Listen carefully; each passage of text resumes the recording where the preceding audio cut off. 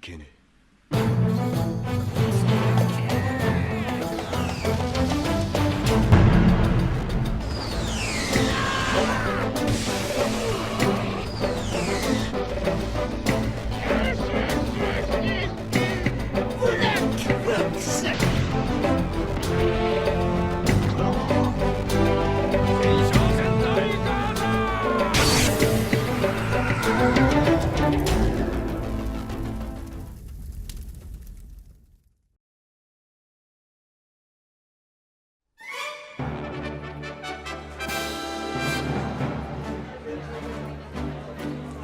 Bonjour à toutes et à tous sur la chaîne de God Usopp.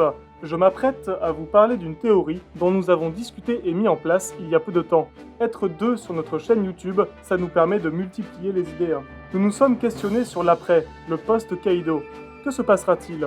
Comme beaucoup de fans certainement, nous ne savons pas quelle sera la prochaine intrigue qui suivra le long combat contre Kaido. Peut-être que nous irons du côté de Marijois ou alors à Impel Down en passant par le combat des grands corsaires déchus. Voici notre idée pour une des intrigues que nous verrons dans un futur plus ou moins proche. Nous avons supposé que Sabo avait été capturé par la marine ou le gouvernement mondial à la suite des événements de la rêverie. Si nous prenons les exemples de beaucoup de personnages de l'histoire de One Piece, il serait très probable que Sabo soit envoyé à Impel Down, le temps de préparer son exécution. Exécution qui serait certainement publique, Sabo étant tout de même le deuxième membre le plus important des révolutionnaires. Pour ne pas répéter la même histoire qu'Ace, Sabo serait capturé par un homme extrêmement dangereux. Un homme au rire aussi sale que son équipage de bouseux, Barbe Noire.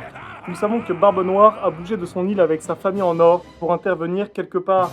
À moins qu'il souhaite capturer une usine de tarte à la cerise, nous avons une autre idée de ce qu'il pourrait avoir en tête. Depuis Dressrosa, nous savons qu'il est intéressé par le pyrofruit avec l'envoi de Jesus Burgess. Ceci justifierait son intervention. On peut supposer que Barbe Noire récupérerait facilement Sabo quand on connaît sa puissance et celle de sa famille avec leur nouveau cadeau de Noël. Capturer Sabo serait aussi une opportunité d'obtenir différentes choses, le pyrofruit ne constituant que la première étape du plan de Barbe Noire. La seconde pourrait être la récupération du fruit de dragon par exemple. Barbe Noire pourrait aussi se servir de Sabo pour faire du chantage à Luffy. Luffy finira son périple contre Kaido avec 3 rods poneglyphes. Barbe Noire n'a pas celui de Zo, cela paraît impossible, les Minks l'auraient signalé, et aussi nous aurions certainement eu les informations si Kaido ou Big Mom avaient perdu les leurs. Enfin, le délai semble trop court entre l'acquisition du fruit de l'invisibilité de Shiryu et le temps pour aller chercher ces mêmes poneglyphes. Barbe Noire obtiendrait ainsi les 3 rods de poneglyphes durement trouvés par les Mugiwara. Pauvre Brook. À ce stade, seul le dernier poneglyphe pourrait départager les deux pirates. Le chantage pourrait peut-être aller encore plus loin vis-à-vis des révolutionnaires ou encore du gouvernement. N'oublions pas que Shanks s'est directement entretenu avec le Gorosei pour leur parler d'un certain pirate. S'agirait-il de Barbe Noire dans l'espoir de leur faire comprendre l'enjeu de la menace que représente Teach, avec sa capacité à voler les pouvoirs et en faire une source de chantage auprès des autres pirates? Cela rendrait Teach l'homme le plus proche de Lost Tale, un homme qu'il faut abattre au plus vite avant qu'il ne soit trop tard. Cet événement pourrait même amener à l'ultime guerre contre le plus gros port de tous les antagonistes de cette œuvre. Nous sommes tous conscients que Luffy sera indéniablement amené un jour ou l'autre à se mesurer à Barbe Noire dans un ultime affrontement pour le destin du monde tout entier.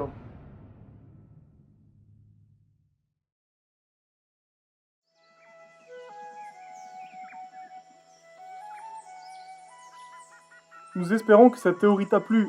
Encore une fois, c'est une théorie qui n'est pas vérifiable et nous attendrons certainement un coup de génie d'Oda pour nous surprendre. Laisse un avis en commentaire sur tes idées ou viens parler d'une de tes théories sur notre serveur Discord. Aime la vidéo si tu as apprécié et on se dit à la prochaine sur la chaîne de God Usopp.